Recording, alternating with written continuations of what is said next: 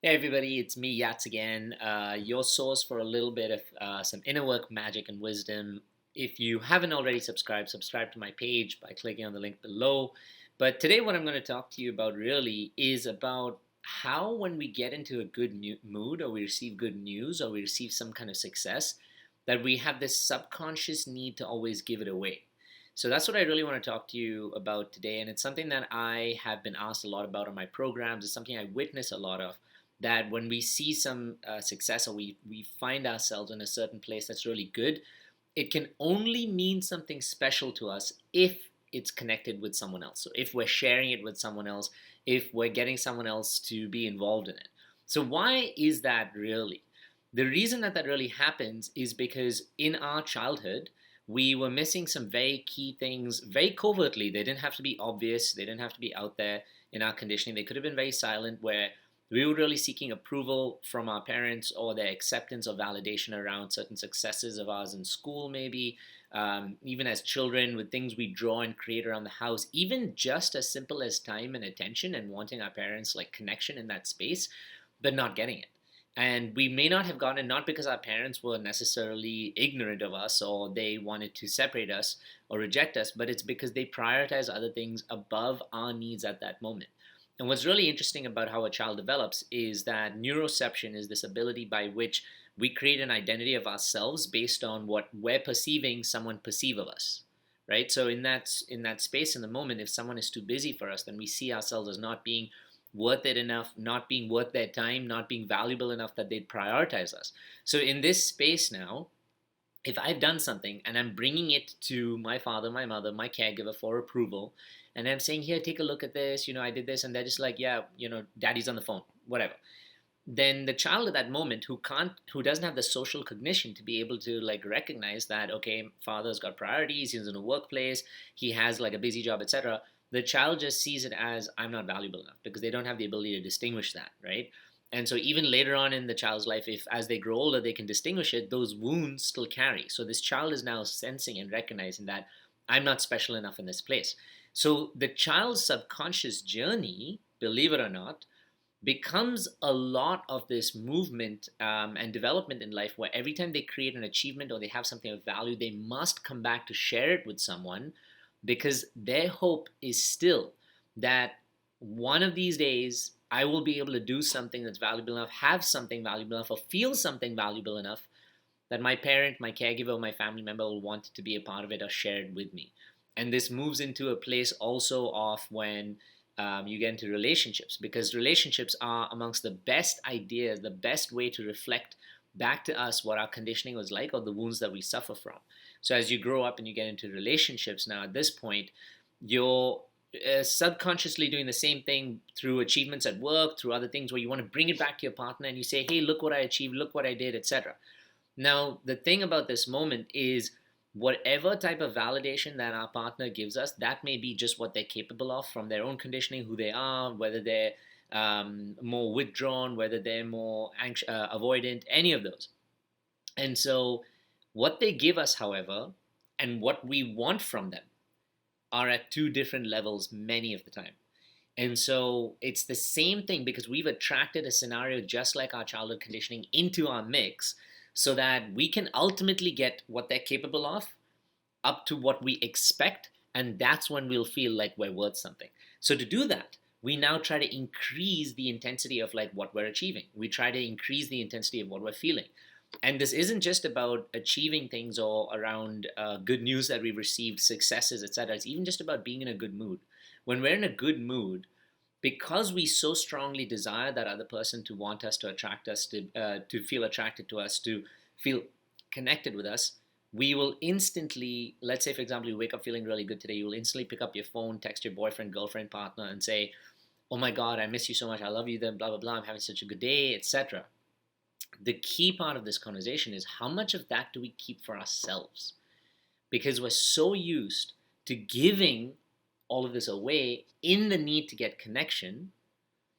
But what happens oftentimes is that that person may not validate us the way we desire, may not return it the way we want to, which ultimately takes this good news, this success, etc., and shifts it to a disappointment, which leads up to, why aren't you happy enough for me? Why don't you see how well I'm doing? I'm in such a good mood and you're bringing me down.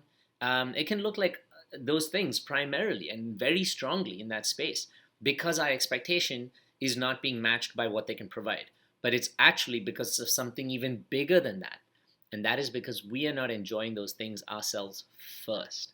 And that's the most important part. Before we reach out to create, connect for validation, for approval and acceptance from anybody else, there's someone deep down inside of us who still is yearning for that validation, acceptance, approval from us, and that's our inner child.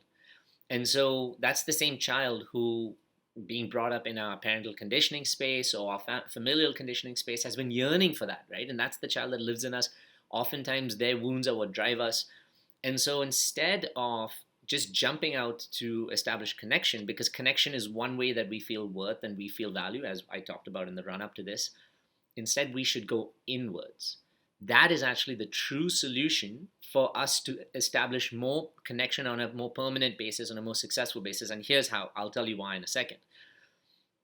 If you have, and I've been trying this myself a little more, so I want to share this with you. If you wake up in a good mood, or you're having a really good day, or you receive some really good news, or you're feeling successful about something, what I would encourage you to do is take at least 10 minutes to yourself as soon as you hear that thing, the good news. It's kind of like even with dysregulation, immediately when we feel it, we want to depend on someone else, but to be able to make us feel better. It's kind of the same principle. But if you find a piece of news, good or bad, but in this case, let's focus on good, or some success, or a good mood, or even money, or anything that you've come upon, take a little bit of it in the beginning just for yourself, before anybody else. Now, this is not selfish. We've been conditioned to believe that if we prioritize ourselves, not throughout, but at the start is what I'm talking about, then immediately we're selfish.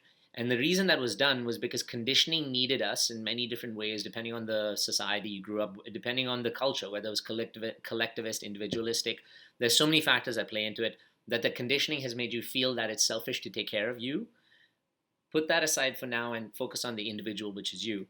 If you take 10 minutes, maybe just go for a walk if you're in a good mood. Maybe just spend a little time by yourself, sitting outside with the flowers, the trees, the birds, if you're in a good mood or a good space, even if you've received good news, even if some successes come to you, and just appreciate it for those 10 minutes. Just talk to yourself about all the beautiful things that this success means for you, that this good mood could do for you. So it could be right from if you're just feeling in a good mood and you sit outside and be like, wow, my head is empty, I have no thoughts consuming it. I feel so happy and free. My body feels more easy to move, is what generally happens also when we're in a good mood. I can be more grateful, so I can tap into gratitude so much more right now. I appreciate all the birds, the plants, the trees, my life, this, that, whatever else. Different things about you that you can just enjoy, appreciate, and sit with that company. What that does is that validates the same inner child who is seeking the approval from everybody else and didn't get it. That same inner child, every time you have success, is seeking it from you, but you're giving it to other people. So you're prioritizing other people above this inner child, which perpetuates the rejection, the abandonment, and the invalidation wound. So instead, in this moment, when you prioritize this sweet little child in this moment, in this space, this child is now starting to feel more validated. It's starting to recognize that you're showing up for them more. It's starting to recognize that you actually do prioritize them, and that their wounded story of continuously being rejected for the end of their lives, or continuously being like prioritized lower for the end of their lives, is no longer true, because you, through this aspect of reparenting, is giving that little child, even without necessarily thinking about it. If you consciously think about it, it's beautiful, but you are giving that sweet little inner child love and patience and commitment and time and the energy around your success and your stories. So now this inner child not only starts to feel more secure, valued, and loved, but they return the favor to you in some way also by reducing the intensity of the wounds that they're hurting from. So the invalidation wound, the rejection or abandonment wound starts to hurt them less, which means it starts to show up less in your life currently, which means you start to feel more secure in your present moment, and which ultimately means you even start to attract partnerships or people in your life who reflect that level of security. Now, you no longer also, if you observe as a pattern of like your behaviors and your relationships, your friendships, and everything else, you're less needy or dependent on people. You require them less to validate you and to basically approve of your mood, and also you require them less to make you feel better, to save you, or to even like share in your mood and appreciate you in those spaces. It doesn't mean that you don't depend on them at all, but you reduce your dependency drastically. And in fact, you're so appreciative of yourself that if they appreciate or don't appreciate you, you still feel really good. So that's actually what starts to attract more people who do appreciate you, who do value you, who do give you the appreciation for what you are and what you deserve in that space. And by doing this, you'll just recognize the sense of internal peace that you also feel for yourself changes so much. You start to feel so much more grounded. You start to feel so much more appreciative of who you are, your time, everything else. Your emotional dysregulation starts to drop, which means you're now, like I said, more grounded. You're more regulated within your own emotions. You're more secure. The decisions you start to make in your life start to be more constructive, start to be more fruitful, start to be more intentional for your success and not necessarily for what you think other people will approve of your success. So you see, there's two things. One is when you start working in a direction where you're intentional about your own success, it means one thing. Whereas you start working in a direction where you think this success will get achievement from someone else, you may not actually be doing it for yourself. That's the principle. You're doing it because you want the reaction from someone else. So you're actually doing what they would subconsciously approve of and not necessarily what you really approve of. So all of this starts to give you a really strong identity of who you are, what you love about yourself, what you appreciate. You start to appreciate your time, your company, your patience so much more. You reduce your dependencies on everybody else. I just talked about it. I don't want to repeat that whole concept again. But I truly want to tell you all, if you're looking for something like this, I have tried this for myself, and I notice even something simple as not just good news, just being in a good mood, right? And being in a relationship where you immediately want to go, share it, enjoy it for just a little bit. Just keep it to yourself just a little bit to appreciate, to enjoy, to love it. And then after that, yes, please, you go ahead and share it and enjoy it and expand on it and make it exponential, but make sure you keep that little bit of it for yourself. Think about it like if you had money, if you received a whole bag of money, right? Or if you earned your salary, even better, because that's a better concept of it. You've earned your salary, which is yours. If you instantly just run around and giving all of it away, it makes you feel good on the surface because that's the ego masking our sense of like self-worth to that, and our sense of like, validation to other people feeling good or feeling progress, etc. But if you give away all of it, how much do you really have for yourself? What about the quality of life that you live for yourself at that moment? What if you have a family and children, you don't have enough money at that moment to take care of yourself, to travel, to do any of the things that you also deserve? Then you start to live a little less like fulfilled, a little less like passionately or happily. Maybe you even feel resentment for the fact that you did that. Maybe you feel resentment that you gave someone money and they didn't thank you. So if you give yourself first enough to take care of you and you love that, you're actually so much happier to give. You're so much happier to share at that moment without that expectation.